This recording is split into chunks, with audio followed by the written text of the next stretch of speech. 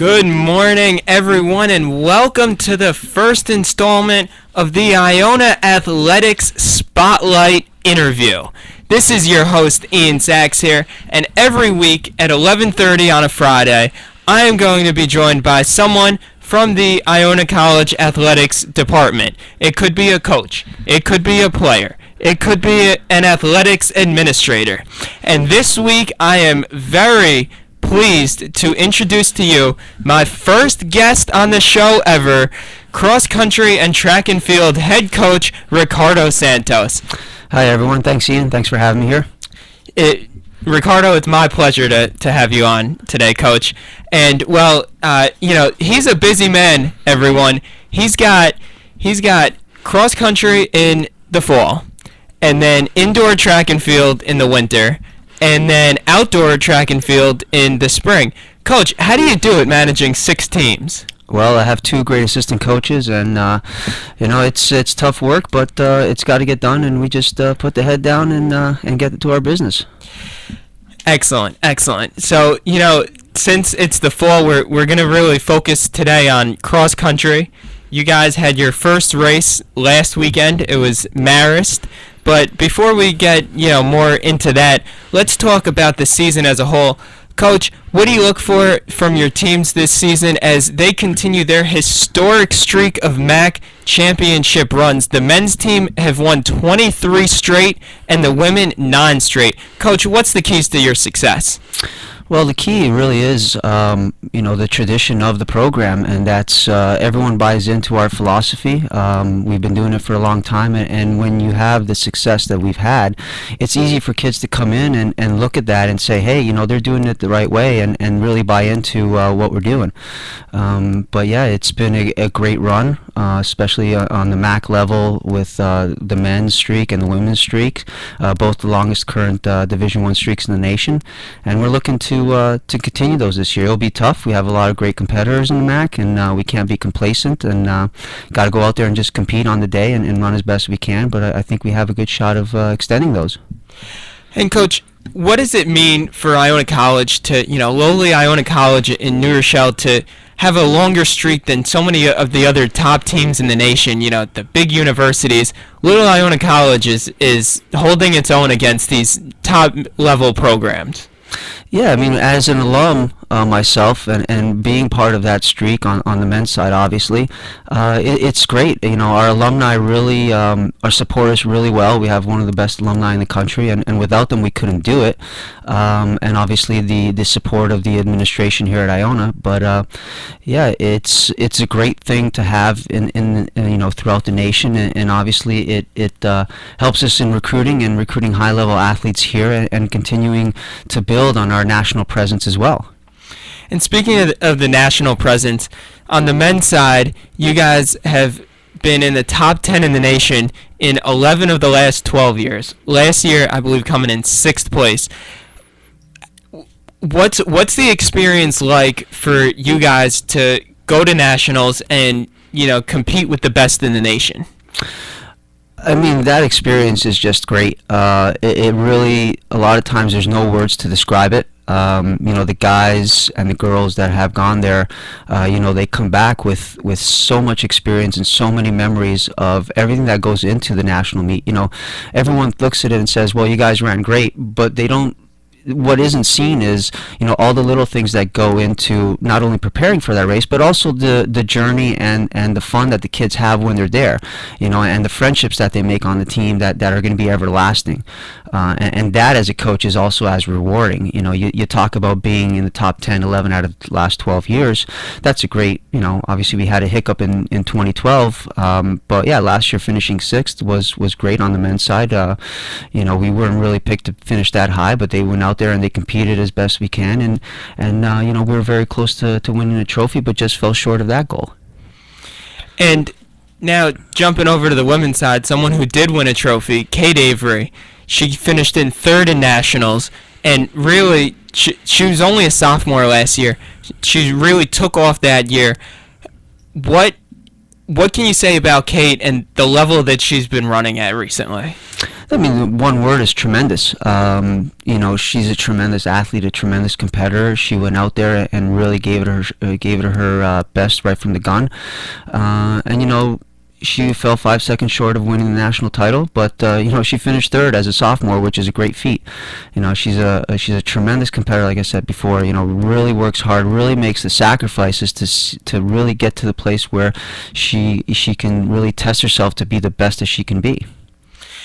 And Kate Avery not only finishing third in cross country nationals, but a two-time All-American last year, or three-time All-American last year, and really had a tremendous season, was named the 2014 MAC Student Athlete of the Year for all sports.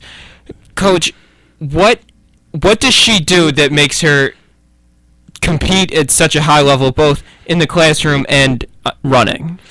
Well, and just remember, she's the first Iona female to ever win that award. But she puts in the work and she wants it. And like I said before, she's a tremendous competitor, tremendous athlete. She's got a lot of talent, and I think she's just really starting to scratch the surface of that talent. There's a lot more there with her, and obviously with distance running, the older you start getting, the better you actually become, the stronger you are. And but inside the classroom, she works just as hard. I've seen her, her academics really flourish as well, and she does really well in the classroom. I've spoken to a lot of her professors, and they have nothing for praise for the work that she does with them. So it's, and I think she's really taken that, work ethic that she's had in athletics into the classroom now, and it's really paid off for her. And speaking of that work ethic, I know we discussed at an earlier time how you said, she's willing to do what a lot of people won't to have that high level of success. Where do you see her taking her career, both the last 2 years at Iona and then after that? Well, I mean, she's already has a lot of experience outside of Iona. She is a multi-medalist at the European Championships as a junior and at the under 23 level. She just competed in the Commonwealth Games this past summer for her native of England, and she finished fourth in the 10,000 meters. So she's already has a lot of international experience. But obviously down the road you have a lot of international competitions. The Olympics in 2016, and I know is something that's on her mind. And that'll probably be a focus. That'll be the year that she graduates as well from here, and I'm sure that'll be a lot of our focus for getting her ready for that. Yeah, imagine that. Someone from Iona competing on the international level at the cream of the crop, the top of the Olympics, that would just be really something. Now, jumping back over to the men's side, for cross country, Kieran Clements won the MAC title, the MAC individual title last fall. What are you looking for out of him this year? I believe he's going to be a senior now, and where do you see him taking this fall season? Well, actually, Kieran is a junior, but he's actually a redshirted sophomore for the cross-country season, so he's got a lot of eligibility left. But yeah, for him, it's one of those things where we just want to continue to improve on the year before. So he's coming into the season a little bit behind in training because he had a little bit of a hiccup during the summer. But we have plenty of time to get him ready. But I see him as a big contributor to the program, just improving on his places from last year, obviously at regionals and at nationals. But he's got a lot of great teammates around him.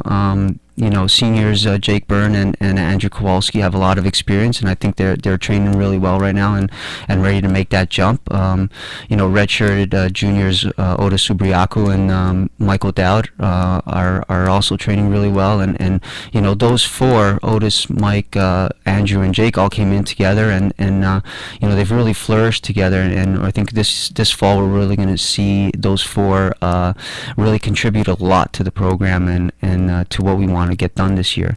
And aside from those, those are five guys right there, but we have a lot of other great guys with talent. Brandon Allen ran at the World Junior Championships in the steeplechase this past summer.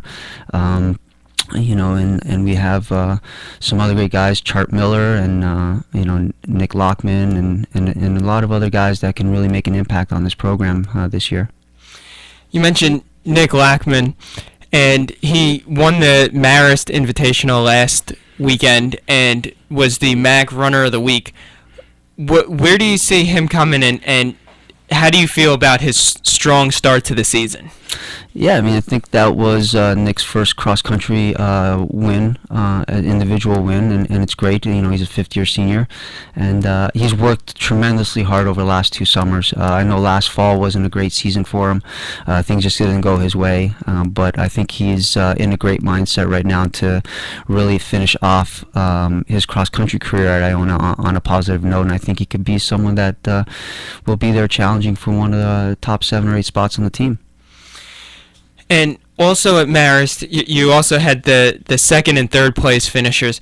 How much of a benefit is that when you have the top 2, 3, 4 guys finishing in the race, and they can all kind of bunch up together, and it really is solidified that Iona will win it. It's just a matter of who's going to take it. Yeah, it's a great thing to have when you can have guys running together like that. It's funny because cross country is a team sport ultimately, because you need 5 guys to score and to win the team title.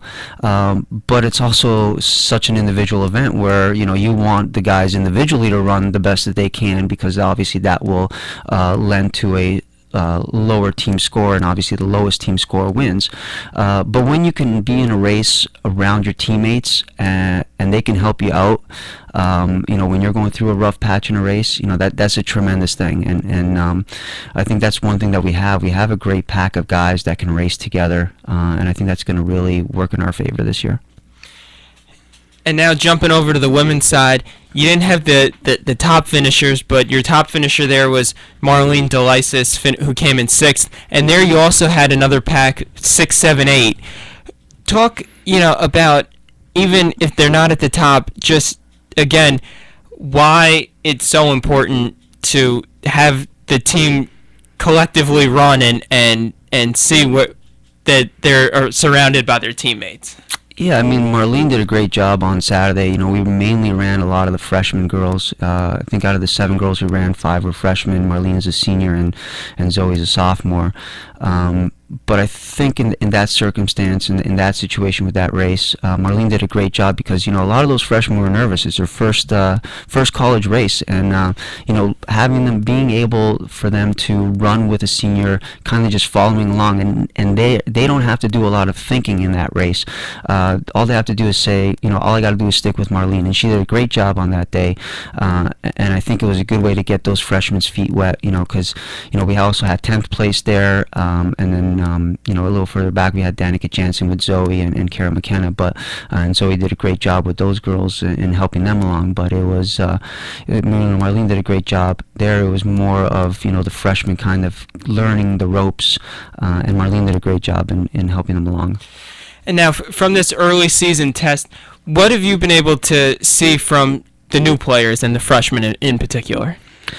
I think we're in a good spot, especially on the women's side with our freshman girls. We have a big freshman girls class, and had a little bit of hiccups, which always happens this time of the year.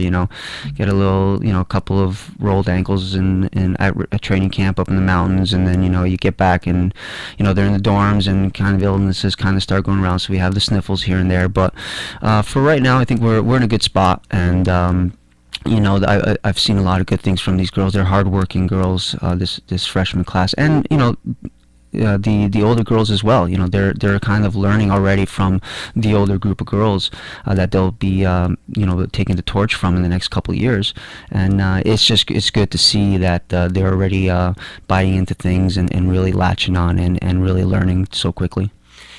Well, luckily, you have 3 weeks in between races to really iron out your lineup and get all the practice in. Next up for you guys is the Brother Doyle event on September 20th at Van Cortlandt Park. Talk a little bit about that race and what it means for the season.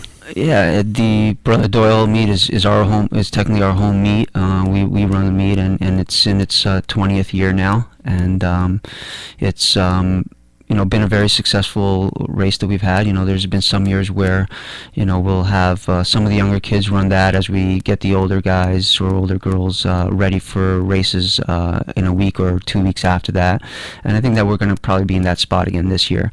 It's a tremendous event. We have a lot of great teams coming out for it, and it should be a fun day. Well, Coach, the best of luck this season, and can't wait to see you guys continue your historic streak in the MAC and move it on to nationals come November. Coach, thank you very much, and best of luck this season. Everyone, thank you for tuning in to the first edition of the Iona Athletic Spotlight. I will be right back here next week with another interesting interview. Who will be impacted and influenced by Whitney Houston. From the start of her career more than 2 decades ago, Houston had the talent, looks, and pedigree of a pop superstar. She was the daughter of gospel singer Cissy Houston. Whitney cultivated the image of a fun-loving but eager good girl. The voice behind songs as perky as I Want to Dance with Somebody and as torchy as what became her signature song, I Will Always Love You. But by the mid-90s,